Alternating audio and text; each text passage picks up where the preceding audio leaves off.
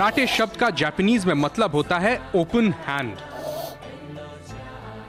कारा मतलब ओपन और टे मतलब हैंड। कराटे के कलाकारों को कराटेका नाम से जाना जाता है। इसमें आप अपनी शरीर की सबसे घातक और महत्वपूर्ण हथियार अपने हाथ का सबसे ज्यादा इस्तेमाल करते हैं। कराटेका अपने हाथ और पैर मजबूत बनाने की कड़ी मेहनत करते हैं। इस कला में सही तकनीक सीखना बहुत जरूरी है, क्योंकि गलत तकनीक से बहुत चोट लगने की संभावना है। जब ये प्राचीन मार्शल आर्ट्स बन रहे थे, तो इनके मास्टर्स फिजिक्स के प्रिंसिपल्स के साथ एक्सपेरिमेंट कर रहे थे। जब दो लोग लड़ते हैं, तो लड़ाई में वो एक ऊर्जा या एनर्जी की मात्रा लाते हैं, और ये मात्रा निर्भर है फाइटर की साइज, मसल स्ट्रेंथ और फिजिकल हेल्थ पर। कराटे में मकसद यही होता है कि इसी एनर्जी को अपनी शरीर के द्वारा कैसे बाहर निकाला जा सकता है। हालांकि एक बड़ा ताकतवर आदमी अपने से छोटे कद के व्यक्ति से ज्यादा एनर्जी पैदा कर सकता है, मगर इससे यह निश्चित नहीं होता है कि दोनों के बीच कराटे मैच में जीतेगा कौन। जैसे कि सॉकर में एक खिलाड़ी अपने से बड़े खिलाड़ी को टैकल कर सकता है, बिल्कुल उसी तरह कराटे में एक व्यक्ति अपने से ज्यादा बड़े व्यक्ति को हरा सकता है। यह पूरा खेल है एनर्जी पैदा करना, एनर्जी कंट्रोल करना और एनर्जी को सही दिशा देकर प्रहार करना। यह करने के कई तरीके हैं। सबसे पहले आप अपनी पूरी ताकत को एक छोटे से क्षेत्र में केंद्रित करके मारें। अगर हाथ खुला हो तो प्रहार का फोर्स पूरे हाथ पर फैल जाता है, लेकिन अगर उंगलियों को टाइटली जोड़कर हाथ के साइड से मारें तो फोर्स कम एरिया में फैलेगा और हमले में प्रेशर ज्यादा होगा। फोर्स, प्रेशर और एरिया का रिलेशन समझने के लिए एक छोटा सा एक्टिविटी करते हैं।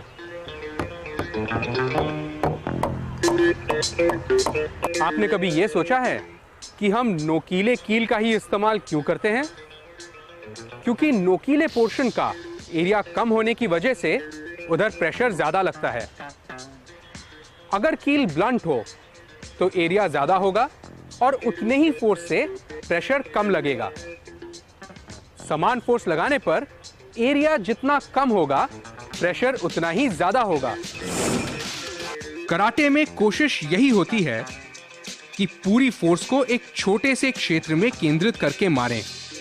दूसरा, कराटेका पंच लगाते समय अपनी शरीर को मोड़ते हैं और अपना वजन भी पीछे के पैर से सामने ट्रांसफर कर देते हैं।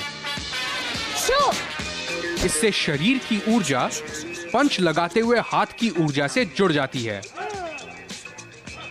तीसरा, प्रहार के समय हाथ की गति बहुत जरूरी है। स्पीड जितनी ज्यादा बढ़ेगी, एक्सेलरेशन उतना ही ज्यादा होगा और पंच का फोर्स बढ़ जाएगा।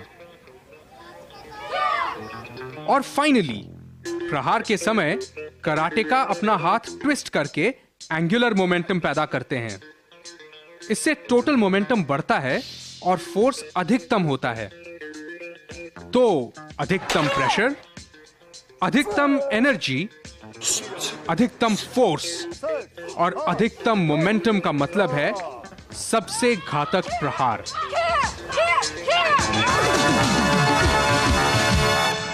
चाहे आप साइंस स्टूडेंट हो, कराटे एक्सपर्ट या हमारे आपके जैसे आम लोग, बोर्ड ब्रेकिंग से ज्यादा एक्साइटिंग कराटे में और कुछ नहीं है। बोर्ड ब्रेकिंग को बहुत सिंपली ट्रांसफर ऑफ एनर्जी से समझा जा सकता है। प्रहार के समय कराटेका की पूरी ऊर्जा बर्फ को ट्रांसफर हो जाती है, जो नीचे की तरफ ट्रैवल करती है और एक स्लैब से दूसरे स्लैब को ट्रांसफर होती है।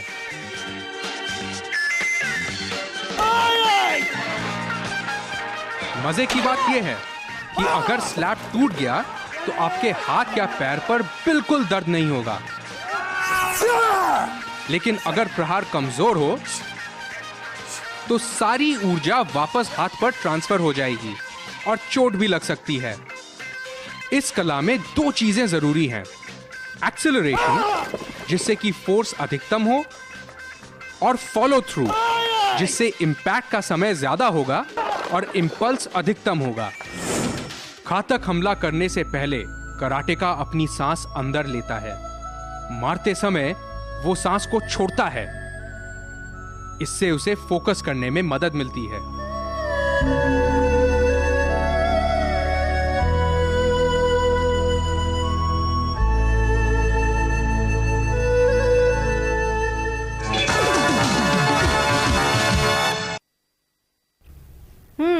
क्या आप जानते हैं हमारे हाथों की हड्डियां कंक्रीट से 40 गुना ज्यादा ताकतवर होती हैं और कराटे एक्सपर्ट्स तो अपनी हड्डियों के साथ साथ उनकी मसल्स और स्किन को और भी स्ट्रांग बना लेते हैं। नतीजा धूम धड़ाका। दूसरी बात, प्रहार की स्पीड, गति, अटैक की गति अबाउट 46 फीट पर सेकेंड। ये बहुत तेज है, बहुत तेज। आपको ये तेज लगा? ये 20 फीट पर सेकेंड से ज्यादा नहीं।